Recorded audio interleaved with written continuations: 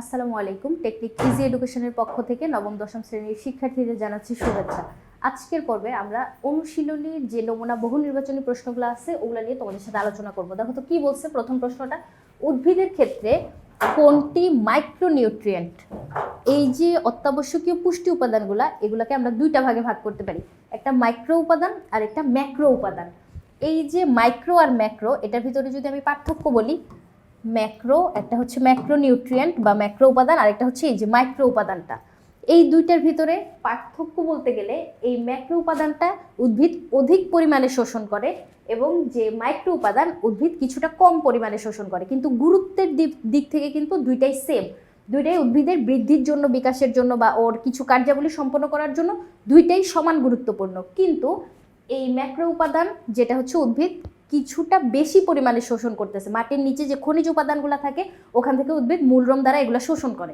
Macro উপাদান কিছুটা বেশি শোষণ করে, মাইক্রো উপাদান কিছুটা কম শোষণ করে, কিন্তু গুরুত্ব দুইটারই সেম। এখন ম্যাক্রো উপাদান হচ্ছে আমাদের 9টা আছে আর মাইক্রো উপাদান আছে 7টা। জিজ্ঞেস করছে কোনটি মাইক্রো উপাদান হিসেবে কাজ করে। এখন তোমাকে যে কোনো একটা মুখস্থ মনে রাখা লাগবে। সেক্ষেত্রে তুমি যে কোনো একটা মনে রাখলেই কিন্তু আলাদা অন্যগুলার আমরা অপশন টেস্ট করার মাধ্যমে বাদ দিয়ে দিতে পারি। সেক্ষেত্রে আমি যদি বলি এরকম একটা ছন্দ, MGK cafe for nice chops, for nice chops, CHOP।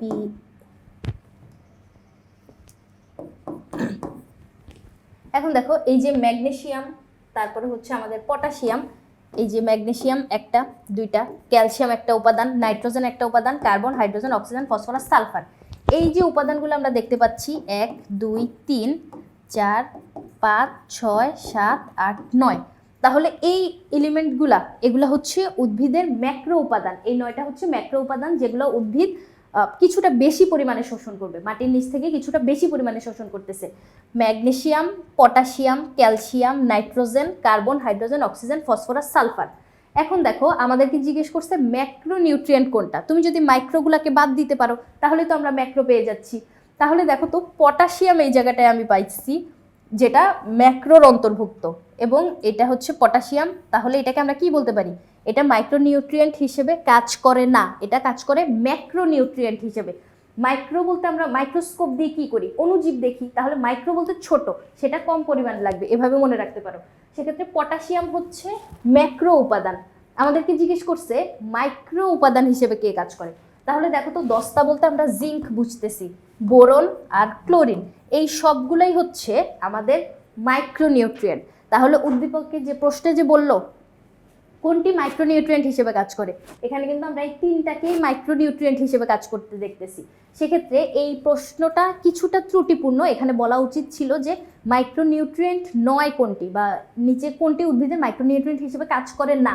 সেক্ষেত্রে আমরা পটাশিয়াম উত্তরটা দাগাইতাম, কিন্তু যেহেতু এখানে জিজ্ঞেস করছে যে কোনটা মাইক্রোনিউট্রিয়েন্ট, তাহলে দস্তাও তো মাইক্রোনিউট্রিয়েন্ট, বোরনও মাইক্রোনিউট্রিয়েন্ট, ক্লোরিনও মাইক্রোনিউট্রিয়েন্ট। সেক্ষেত্রে এই প্রশ্নটা একটু ত্রুটিপূর্ণ। চলো আমরা পরের প্রশ্নটা যাই। কি বলছে? ক্লোরোসিস হয়। ক্লোরোসিস কি জিনিস? ক্লোরোসিস হচ্ছে উদ্ভিদের এরকম একটা রোগ যেটা তোমার খনিজ উপাদানের অভাবে হয়ে থাকে। খনিজ উপাদানগুলো বলতে আমরা যে অত্যাবশ্যকীয় খনিজ পুষ্টিগুলো দেখতেছি, ওই পুষ্টি উপাদানগুলা যদি উদ্ভিদ মাটির নিচ থেকে নিতে না পারে, ধরো মাটির নিচে এখন এই পুষ্টি উপাদানগুলোর অভাব, এখন উদ্ভিদ ওগুলো অ্যাবজর্ব করতে পারতেছে না, এমন সময় উদ্ভিদের যে ক্লোরোফিল আছে, ক্লোরোফিলটা উৎপন্ন হইতে পারবে না। ক্লোরোফিল কি জিনিস? ক্লোরোফিল হচ্ছে এক ধরনের রঞ্জক পদার্থ। এই রঞ্জক পদার্থটার কারণেই কিন্তু যে কোনো একটা উদ্ভিদ দেহ সবুজ বর্ণের হয়। এখন ক্লোরোফিল তৈরি হইতে পারবে না, কিসের অভাবে এই সমস্যাটা হয়? ক্লোরোফিল যদি তৈরি না হয় সেক্ষেত্রে আমরা দেখব যে পাতাটা হলুদ হয়ে গেছে, হলুদ হয়ে যাওয়ার সমস্যাটা দেখতে পাই আমরা, পাতা হলুদ হয়ে যায়। এখন নাইট্রোজেনের অভাবে ক্লোরোফিল তৈরি হইতে পারে না আমরা জানি, তাহলে নাইট্রোজেনের অভাবে যদি ক্লোরোফিল তৈরি না হয় তাহলে গাছের পাতা হলুদ হয়ে যেতে পারে। তাহলে দেখো ক্লোরোসিস কিন্তু নাইট্রোজেনের অভাবে হইতে পারে। এরপরে দেখো সালফারের ঘাটতিতে, সালফার যদি মাটির নিচ থেকে উদ্ভিদ অধিক পরিমাণে গ্রহণ করতে না পারে সেক্ষেত্রে আমরা দেখতে পাই বয়স্ক যে পাতা ওদের ক্ষেত্রে ক্লোরোসিসটা বেশি দেখা যায় না, কম বয়সী পাতা এবং বয়স্ক পাতার ভিতরে কিন্তু এই ক্লোরোসিসের তারতম্য দেখা যায়, একজনের বেশি হয় একজনের কম হয়।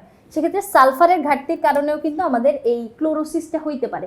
এরপরে দেখো লৌহের অভাব, বা অনুপস্থিতি। লৌহ বলতে আয়রন, আয়রনও একটা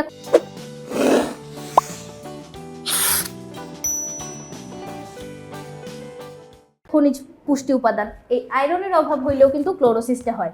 তাহলে এই ক্লোরোসিস আমরা কিন্তু এই যে নাইট্রোজেন, সালফার, তারপরে আয়রন সবার অভাবেই হচ্ছে মানে ঘটতে দেখতেছি। তাহলে এই জায়গায় কি হবে, আমাদের সবগুলো এখানে উত্তর হবে। এরপরে দেখো কি বলছে, 5 বছর বয়সী সানজানা রাতের বেলায় পড়তে বসলে বইয়ের লেখাগুলো ঠিকমতো দেখতে পায় না। তার মানে তার এই রোগটা কি, রাতের বেলা যেহেতু উল্লেখ করে দিছে, তাহলে আমরা বুঝতে পারতেছি এটা হচ্ছে আমাদের রাতকানা রোগটা বুঝাইছে। তাহলে রাতকানা রোগের ক্ষেত্রে এই যে কি হয়, রাতের বেলা পড়তে বসলে বইয়ের লেখাগুলো ঠিকমতো দেখা যায় না। এখন মেইনলি রাতের বেলা বলাটা ঠিক না, কম আলো বুঝায়। রাতের বেলা বলতে বোঝা হচ্ছে কম আলোতে এই যে রাতকানা যে রোগীরা তারা হচ্ছে ঠিকমতো মানে তোমার লেখাগুলো পড়তে পারে না। সেক্ষেত্রে সানজানার ক্ষেত্রে আমরা কি দেখলাম, ওর হচ্ছে রাতকানা রোগটা হয়েছে, রাতকানা। এরপরে অন্যদিকে তার ছোট ভাই সবুজের পায়ের হাড়গুলো বেঁকে গিয়েছে। পায়ের হাড় বেঁকে যাওয়া এরকম রোগগুলো আমরা ছোট শিশুদের ক্ষেত্রে বেশি দেখতে পাই। দেখো পায়ের হাড় নর্মালি তোমার এরকম সোজা থাকার কথা, কিন্তু এই রোগটা হইলে কি হয়, পায়ের হাড় এরকম ভাবে বেঁকে যায় ধনুকের মতো। এই যে রোগটা, এটা ছোট শিশুদের ক্ষেত্রে আমরা এটাকে বলি হচ্ছে রিকেটস। এই রোগটাকে আমরা বলবো হচ্ছে রিকেটস। তাহলে উদ্দীপকটা পড়ে আমরা কি বুঝতে পারলাম, রাতকানা আর রিকেটস রোগটা বুঝাইছে। এখন সানজানার দেহে কোন ভিটামিনের অভাব রয়েছে, তার মানে কোন ভিটামিনের অভাবে রাতকানা রোগটা হয়। ভিটামিন এ এর অভাবে রাতকানা হয়, রাতকানা ভিটামিন এ এর অভাবে হয়। ভিটামিন সি এর অভাবে স্কারভি হইতে আমরা দেখি। স্কারভি বলতে হচ্ছে তোমার দাঁতের মাড়ি ক্ষয় হয়ে যায়। আমরা কি জানি, ভিটামিন সি কিন্তু আমাদের দাঁতের জন্য, হাড়ের জন্য খুবই মানে দরকারি, যার জন্য মাড়ি ক্ষয় হয়ে যাওয়া এটা কিন্তু আমরা সি এর অভাবে দেখতে পাই। ভিটামিন বি12 যেটা আছে এটার অভাবে কিন্তু আমরা রক্ত শূন্যতা হইতে দেখি। রক্ত শূন্যতা ভিটামিন বি12, ফলিক অ্যাসিড, লৌহ এগুলোর অভাবে হয়। তাহলে বি এটাকে আমরা রক্ত শূন্যতার জন্য দায়ী বলতে পারি। ভিটামিন ডি যেটা, ভিটামিন ডি এর কারণে এই যে রিকেটস রোগটা হচ্ছে, একটু আগে যে এই রোগটার কথা বললাম রিকেটস, এই রিকেটসটা হচ্ছে ভিটামিন ডি এর অভাবে হয়, যেটা আমরা সূর্যের আলো থেকে পাই। মানে সূর্যের আলো থেকে পাই না, মেইনলি আমাদের ত্বকের নিচে থাকে, সূর্যের আলো পাইলে ওই ভিটামিন ডিটা হচ্ছে অ্যাক্টিভ হয়ে যায়।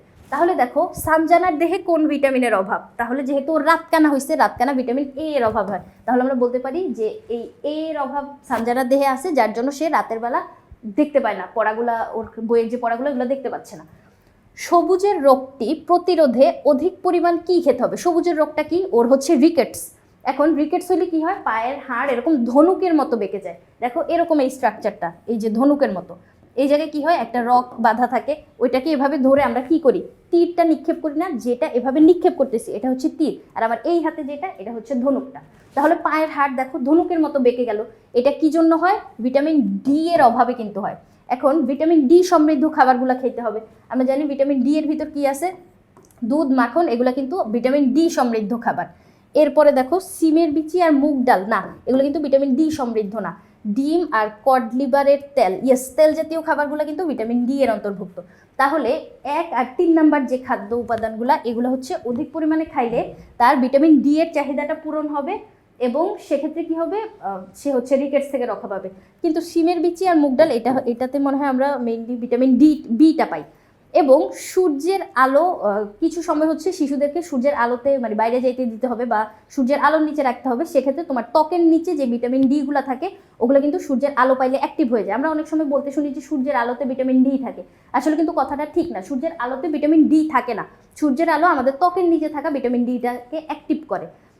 এছাড়াও এই খাদ্য উপাদানগুলো আমরা গ্রহণ করব, যে ক্ষেত্রে ভিটামিন ডি এর অভাবটা দূর হবে। তাহলে এই যে বললো যে সবুজের রোগটা প্রতিরোধে অধিক পরিমাণ কি কি খেতে হবে, দুধ, মাখন, ডিম এবং কড লিভারের তেল। তাহলে আশা করি বুঝাইতে পারছি। এখন আরেকটা কথা, এই যে দেখো সানজানার দেহে ভিটামিনের অভাবে হওয়া যে রোগটা, রাতকানা কিসের অভাবে হয়, এ এর অভাবে হয়। একটা প্রশ্নের একটা উত্তর, আমি কিন্তু এই উত্তরটা বলে দিয়েই পরের প্রশ্নে চলে আসতে পারতাম, কিন্তু আমি কিভাবে সমাধান করলাম দেখো, সি এর অভাবে কি হচ্ছে, বি এর অভাবে কি হচ্ছে, ডি এর অভাবে কি হচ্ছে, বাকি অপশনগুলো নিয়েও হচ্ছে একটু ঘাটাঘাটি করলাম। এমসিকিউ সমাধান করার এটাই হচ্ছে একটা এফেক্টিভ প্রসেস। আমি তো এখানে মানে তোমাকে প্রসেসটা দেখালাম, তুমি যখন সেলফ অ্যাসেসমেন্ট করতে যাবা সেক্ষেত্রে এরকম করে এমসিকিউগুলো সমাধান করবা। এই যে একটা প্রশ্নের একটা উত্তর পড়েই নিচেরটাই চলে যাও না, বাকি অপশনগুলো নিয়েও ওইগুলা কোন ভিটামিনের অভাবে হয় বা ওই ভিটামিনের অভাবে কোন রোগটা হয় এরকম ঘাটাঘাটিগুলো করো, সেক্ষেত্রে একটা সুন্দর প্রিপারেশন হবে বলে আমি মনে করি। আশা করি বুঝাইতে পারছি। পরবর্তী পর্ব দেখার আমন্ত্রণ রইল। ধন্যবাদ সবাইকে।